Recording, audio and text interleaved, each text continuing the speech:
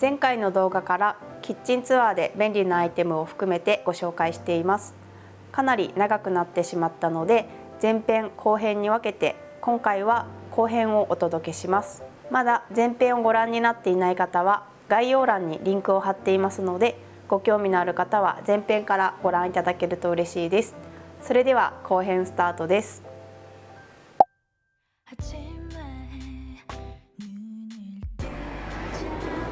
シンクの一番下の収納はボウル、食器、サラダスピナーとかブンブンチョッパーとかを収納しています。まずはサラダスピナーです。これはオクソのサラダスピナーの S サイズになります。結構いろんなインテリア雑貨というか生活雑貨屋さんに売ってるよね。すごく便利です。これないとサラダはありえないぐらい。そうですね。夫はサラダ大好きなのでよくサラダを作るんですけれども、ベビーリーフとか水切りをしたい時にこのサラダスピナーで水切りをするんですが、押すと1回でかなり回転してくれるのですごく水切りがしやすい。こうやって回すやつよりもすごく楽です。ですごくたくさん水も切ることができます。思ったよりも水取れてるもんね。すごくすぐ短時間で水が切れるのでとっても便利だし、見た目も透明で綺麗なのでこのままボウルのサラダとして、使うこともできます。次はブンブンチョッパーですね。野菜をみじん切りにする時のブンブンチョッパーです。これは最近新しく購入しました。で玉ねぎをみじん切りにしたりすることが多いのでブンブンチョッパー欲しいなと思っていたんですが、結構探したけどさ、色が微妙やったよね。そうやね、なんか色が好みじゃないのが多かったんですけども、和平フレーズさんっていうところのブンブンチョッパーが質感が良さそうなので買ってみたら大当たりでした。すごく細かく綺麗にみじん切りができました。ボウルなんですが、ボウルはこのステンレスのボウルを主に使っています。これは無印良品のボウルです。大きさは3つぐらいだね。小さいのと中くらいのと大きいので3種類使っています。であとは1つ、これは耐熱ガラスのボウルも使っているんですが、これは、電子レンジでチンする時用に使っています。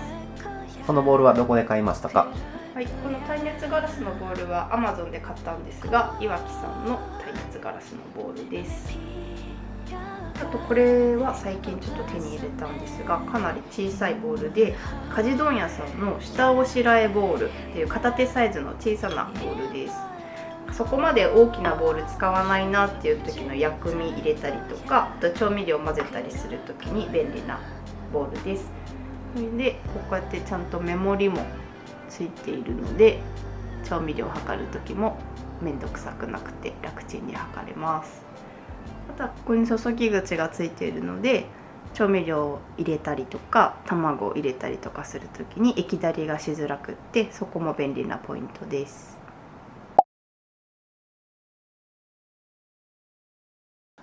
エプロンの紹介です。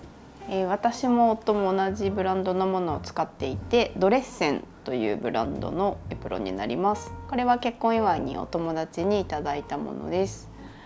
生地が帆布でできていてかなり頑丈、丈夫です。でおしゃれだよね、見た目も。そう、なんか丈夫でアウトドアにも全然使えそうな感じのエプロンです。結構おしゃれなカフェとかで店員さんがつけているのを見ることもあります。なんかいろんなロゴがあるんだよね。ロゴっていうかメッセージやね。面白いメッセージとか、ユニークなメッセージが入ったエプロンの種類が多いので、なんか好きなメッセージのやつを選んでもらえれば面白いんじゃないでしょうか。私はちなみにメイクスマイルっていうエプロンなんですけど、実はリバーシブルになってて、裏返すとメイクビューティフルっていうメッセージになっています。で夫の方はリバーシブルじゃないけどミートドリンク&スマイルっていうもうぴったりなミートじゃないね、イートだ、イートドリンク&スマイルっていうぴったりなメッセージです。で大きなポケットもついてるので何か携帯入れたりとかスマホ入れたりとかできるね。機能性もバッチリなエプロンです、ドレス線っていうのです。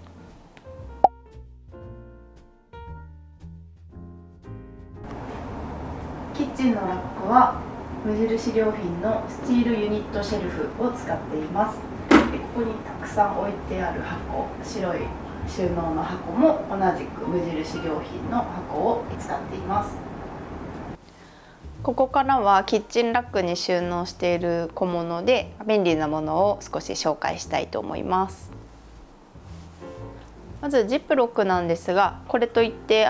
こだわりはないんですが、 IKEA に行ったら、必ずジップロックは買います。安いし使いやすいので大きさ違いで買います。あとこっちのジップロックに関してはコストコも行ったらジップロック買います。まず量が多い、たくさん入っているし、あと私が嬉しいのはコストコで売ってるジップロックはこのジッパーのところが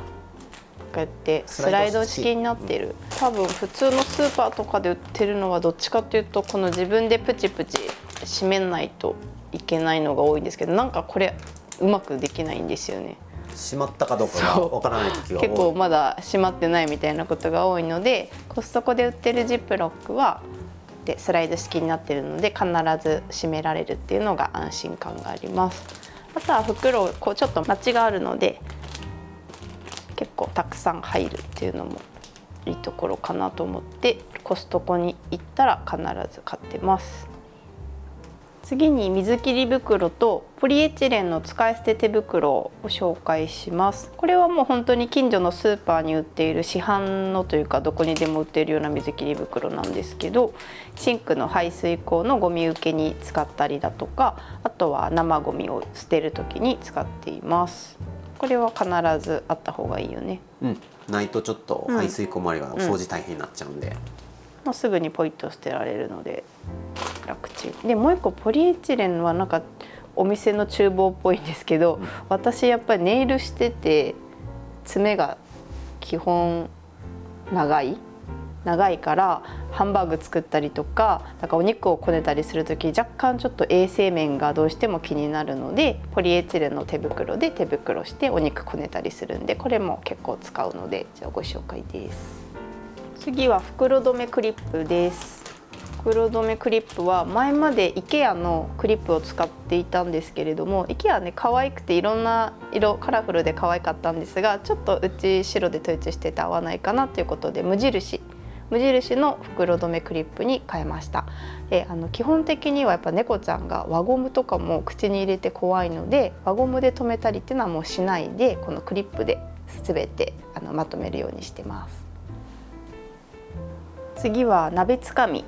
ご紹介です。鍋つかみなんですが、前まではこのサラサデザインっていうところのシリコンの鍋つかみで小さくて可愛くていいかなと思って使ってたんですが、滑るね。そうグリップ感がちょっと弱いというか、オーブンの天板をちょっと引き出そうとすると結構怖いなっていう時があったので、混乱ショップでセールしてたよね。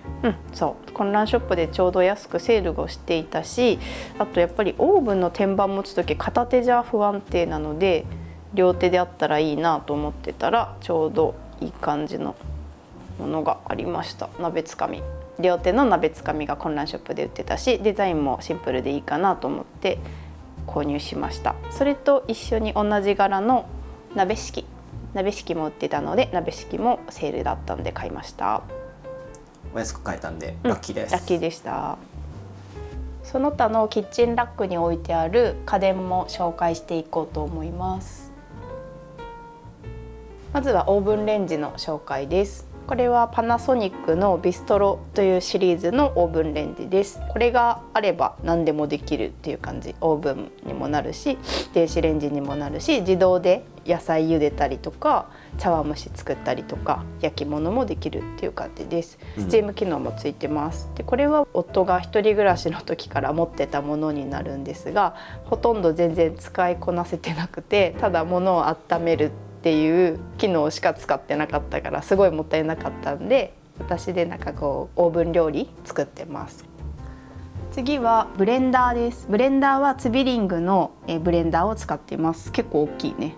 大きいです。で見た目もおしゃれだなと思ったのと、あとはいろんな機能があってもちろんスムージー作ったりもできるし、ボタン一つでスープを作ったりだとか、あと氷をクラッシュしたりとか、いろいろな機能があってすごく便利なブレンダーになります。みじん切りもたまに使ったり、みじん切りもできる。あと洗浄することもできるんで、これにお水と食器用の洗剤を入れて洗浄ボタンを押したらきれいに洗ってくれるので、それすごいいいよね。便利ですね。便利です。メンテナンスが楽です。次はトースターの紹介です。これは皆さんご存知バルミューダのトースターです。色は白ですね。で、あと焼くときこのオーブンペーパー、コストコに行ったら買うんですけど、50メートルもあるのでなかなかなくならずに重宝しています。トースターに水を入れるときに使うこのちっちゃなコップなんですけれども、これすごくちっちゃくってとってもなくしやすいので、マグネットにフックをつけてなくさないように工夫をしています。トースターの上にワイングラスホルダーを置いているんですが、これはフリソンというメーカーのワイングラスホルダーです。ワイングラスってちょっとやっぱり収納場所に困ると思うんですが、こうやって洗ったらかけておいたらお店みたいな感じでおしゃれに収納できてとっても気に入ってます。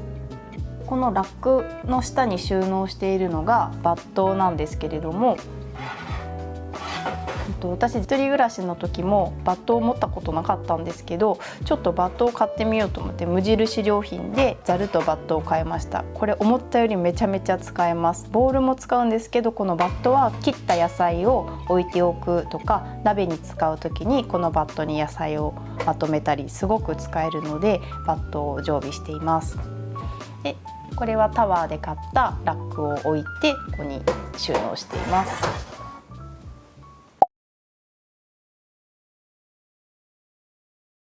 次はコーヒー器具の、紹介をしたいと思います。まずこのコーヒーミルはタイムモアさんのコーヒーミルで Amazon のセールでちょっとお安く買うことができました。こちらは同じタイムモアさんのコーヒースケーラーになります。でドリッパーを2つ持ってて、キントのアルミフィルターがついたコーヒードリッパー、とこっちはカリタさんのドリッパーになります。で、カリタのドリッパー使うときはこのウェーブのフィルターを使っております。タイムモアのコーヒー器具おしゃれでいいよね。白くてちょっとお値が張るんで、買うの躊躇してたんですが、セールでちょっと安く買えてよかったです。シンプルで白くておしゃれでいいですね。はい。その他にも、全自動のコーヒーミルがあって、ちょっと手動でこう回すのがしんどい時とか、アイスコーヒーで大量にコーヒー豆を敷きたい時に、使っているのがこの電動のコーヒーミルで、こちらはオクスさんのコーヒーミルになります。こっちが全自動コーヒーマシンになって、平日で忙しくてハンドドリップしてる時間がない時に使っています。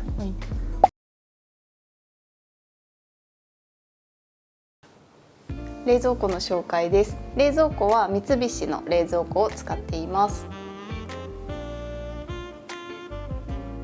冷蔵庫の正面なんですが、正面はちょっとマグネットがつかないのが難点です。で、ただちょっとガラスでコーティングしたような感じの光沢があって、見た目はおしゃれで気に入っています。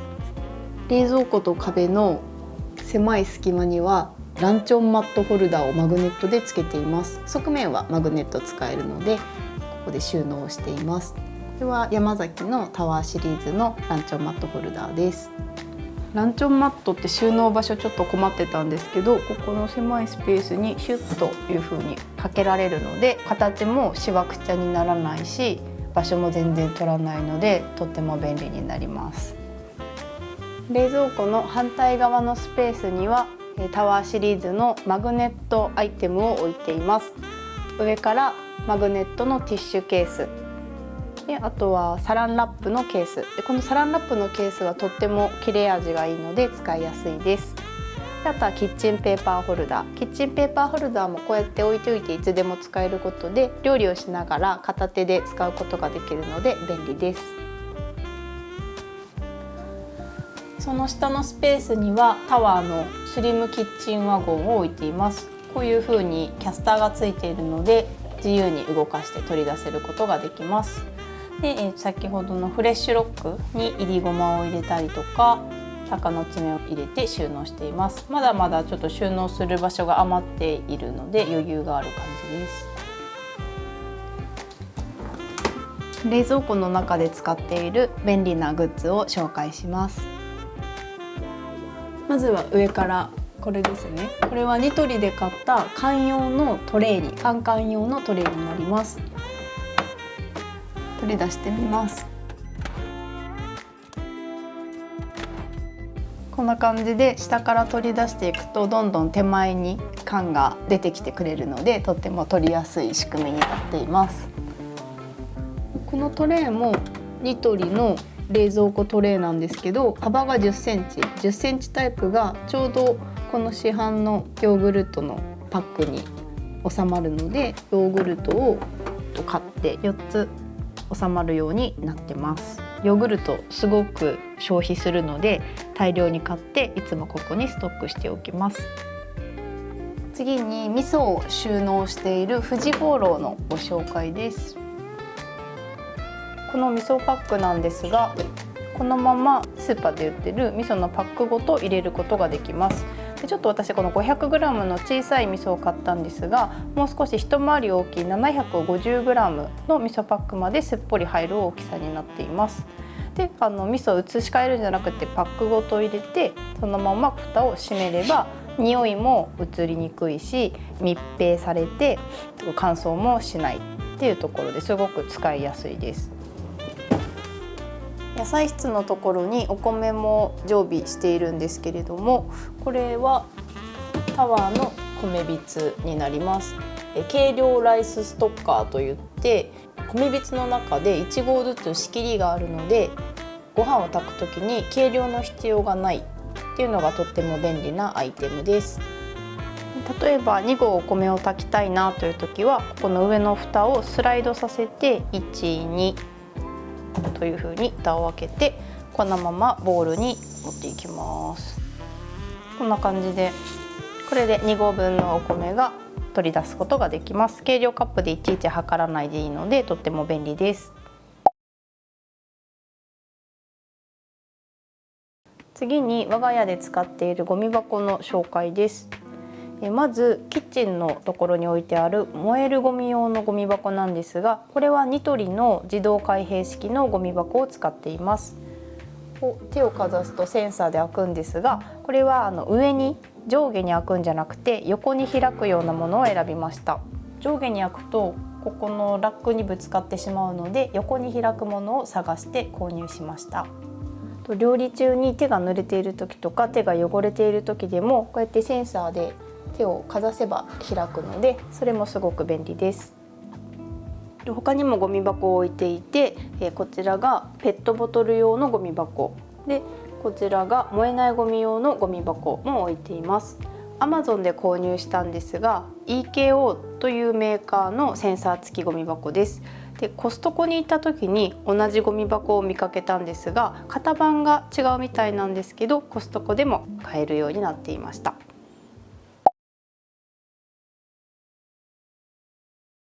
では私が気に入っている食器を紹介したいと思います。まずここに出しているのは全部同じブランドなんですが、有田2016スラッシュっていうブランドになるんですけれども、これは去年の佐賀県である有田焼陶器市に行ってゲットしてきたものたちになります。だいたい春と秋に年に2回有田の陶器市やってるんですが、通常の売っている有田焼よりもお手頃に買えるのでそこでゲットしてきました。で、この2016っていうブランドなんですが、これは海外で活躍しているデザイナーさんたちを集めて伝統的な有田焼をシンプルでモダンな製品に展開しているっていうようなブランドになります。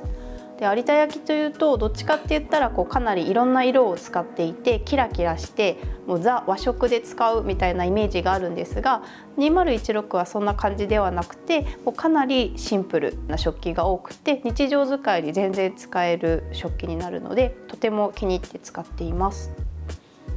次にこちらの食器なんですが、これは福岡にあるセレクトショップで購入したものになります。そのセレクトショップ NoTooSoon っていうお店になるんですが、期間限定でいろいろな作家さんの食器が置いてあるので、時々見に行って掘り出し物を探しに行っています。置いてある食器が全部センスがよくって、この食器なんかもすごく気に入っているんですが、ただのブルーじゃなくて紫が入っていたり、ちょっとマーブルっぽくなっていたりで、とっても綺麗なんですよね。これも同じ作家さんなんだけど、青っぽかったり紫っぽかったり、とってもねおしゃれで好きです。そこまで置いてある食器値段がめちゃめちゃ高いっていうわけでもないので、買いやすくてすごく気に入っています。あとガラスの食器も置いてあってめっちゃ使います。パスタとかでよく使うね。パスタにねよく使うんですけど、とても映えますね。ただのガラスって感じじゃない、なんかこうガラスを打ち付けたような、ちょっと凹凸があるよ。そうで、こっちはガラスの平皿なんだけど、これも好きで気に入っています。またもし福岡に住んでいる方がいれば行ってみていただきたいので、それも概要欄にお店の情報を貼っておきます。これは結婚のお祝いでいただいた食器たちになります。ちょっとどれも可愛いので紹介しようと思います。まずはこれですね。はい、これも有田焼なんですが、有田焼の1616有田ジャパンっていうブランドになります。ちょっと菊みたいなお花の形をしていて、和でも洋でも使えます。だし、お菓子置いたりしてもいいし、おかず置いたりしても映える感じですごく使いやすくてシンプルで気に入ってます。次はこれね。これすんごい大きいんですけど、これ漆の食器なのでめちゃめちゃ軽いです。とっても軽くて、山田平安堂っていうところの漆の食器になります。で、黒っぽく見えるんですけど、よく見たらちょっと深い緑のような、何とも言えないこの漆の色が気に入っていて、軽くてすごく使いやすいです。サラダボウルにして使ったりしています。で、これは一たらのボウルになります。小鉢ですね。一たらので、透明のクリアとちょっとブラックかなのつぶつぶがついた一たらの小鉢になります。これすごい自分で欲しくて買いたかったので、もらった時とっても嬉しかったです。あとはこれですね。これはロイヤルコペンハーゲンのプレートになります。形が丸でも四角でも三角でもなくて、ちょっと変わっていて雲みたいな形になっていて、すごく可愛いプレートになります。サラダを取り分ける時に使ったりすることが多くて、すごく気に入っています。あとはこれ、うちに唯一あるザ和ジョッキって感じなんですけど、谷焼きの豆皿になります。で、季節のお花の豆皿なので、秋はコスモスとか春は桜とかでいろいろなお花の豆皿になります。これもねちっちゃいんだけど、ちょっとしたおかずをのせるとすごく映えて気に入っています。あとはルクルーゼのカップですね。コーヒーを飲む時とかお茶を飲む時に使っていて、白と赤で、紅白という感じでおめでたい食器です。かわいい。あとすごい可愛いなと思ったのが、セットでもらったんですけど、これルクルーゼのパンプキンの小鉢になります。これめっちゃ可愛くないですか？色もパンプキンでオレンジだったらなんかザって感じなんだけど、白と水色ですごいおしゃれな色でめちゃめちゃ気に入ってます。では使っているお茶碗と汁碗の紹介をしようと思います。で、汁碗はこんな感じ、ガトミキオ商店のマテバリシリーズのお椀を使ってるんですけれども、ちょっと見た感じ普通のお椀よりもフォルムがかなり丸っぽくてコロンとしていて、とても見た目が可愛いなと思って、結構いろんなセレクトショップに行って探したお椀になります。これでお味噌汁飲んだらすごく美味しく感じるので、ガトミキオ商店おすすめです。で、あとお茶碗ですね。お茶碗はこんな感じになります。これは私は色がとっても綺麗だなと思って買ったんですが、福岡にあるぶどうの種というお店のギャラリーで買いました。作家さんは忘れてしまったんですけれども、ぶどうの種というギャラリーも定期的にいろんな作家さんの食器を売っているので、時々実際に店舗に行ったりとかオンラインストアでいい食器ないかなと思って探して買っています。このお茶碗とっても気に入っています。我が家のキッチンツアーいかがでしたか？張り切って撮影していたらかなりの数になりました。今回も紹介させていただいたアイテムやお店の情報は概要欄にリンクを貼っておきます。最後までご視聴ありがとうございました。